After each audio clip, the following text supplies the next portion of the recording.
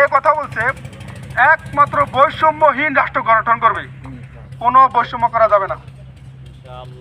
তো সম্মানিত ভাইয়েরা, আসলে আমাদের গুরুত্বপূর্ণ কথাগুলো বলে বলছেন আমাদের মাওলানা মোহাম্মদ আমাদের হাবিবুর রহমান ভাই এবং সাইফুল ইসলাম ভাই। আমরা আপনাদের অনেক মূল্যবান সময় আমাদেরকে দিয়েছেন।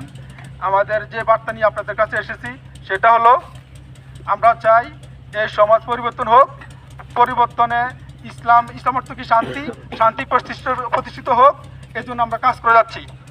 আমরা যদি দেখি অন্যান্য দল যা করে গেছে, ঠিক যদি জামাত ইসলাম যদি তাই করে, আমরা কি ছেড়ে দেবো? না, আমরা তো পরিবর্তনের জন্য চাচ্ছি। পরিবর্তন হোক, একটি সুন্দর রাষ্ট্র গঠিত হোক। এখন অন্যান্য সরকার যেভাবে গঠন করে গেছে, যেভাবে দেশ চালিয়ে গেছে, জামাত ইসলাম যদি সেইভাবে দেশ চালাতে গিয়ে দেশ চালায়, আমরাও জামাত ইসলামকে ধরবো না, এইভাবে কোনো সুযোগ নাই ইনশাল্লাহ। এটা কোনো দল এভাবে বলছে কিনা আমার জানা নাই, তবে জামাত ইসলাম এটা বলছে। এই জন্য আমরা জামাত ইসলামের হয়ে কাজ করতে আমরা রাজি আছি ইনশাল্লাহ।